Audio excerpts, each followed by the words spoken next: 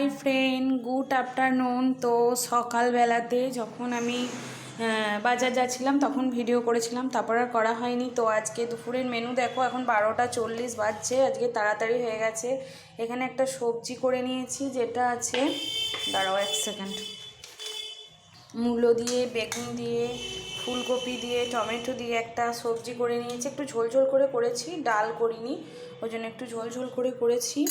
শীতকালে সবজিটা খুব ভালো লাগে। আর এখানে আছে মূলোর শাক, আর এটা আছে ডিমের অমলেট। ছেলেটাকে তাড়াতাড়ি করে ভেজে দিলাম, ওর খিদে পেয়েছে, এবার আমি ভাজবো, ওকে তাড়াতাড়ি করে ভেজে দিলাম।